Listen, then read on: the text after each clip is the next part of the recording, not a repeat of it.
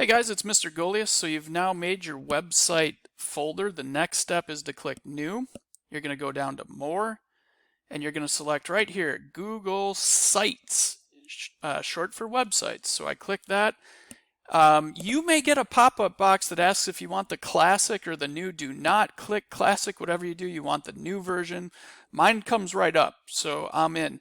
The next thing that is super important is you want to go with your last name first, as up here in the title. So I'm going to stick with Eloy Jimenez, my White Sox star.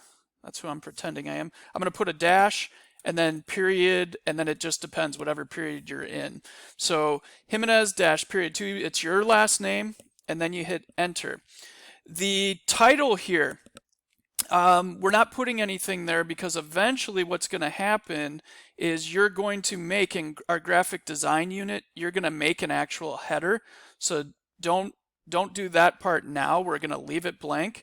The only, and you know, we could insert stuff, but that's not what today's about. Our fourth unit is our full website unit where we're going to make this look a lot better. Today we're just dealing with pages.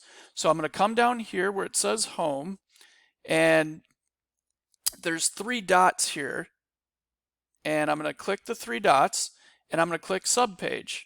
And the first one I want to call artifacts. And then I click done.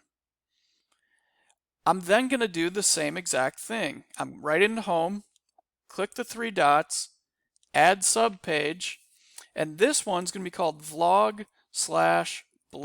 because you'll have the option to do both. I click done, and there we go. There's the 3. So if I was to hit preview, I can click on my home page. There it is. We're going to change out these banners. I could go to my artifacts page, which we're going to end up adding all kinds of cool stuff to, and then I can come back to blog. That's it, guys. That's the challenge that you need to do. Good luck.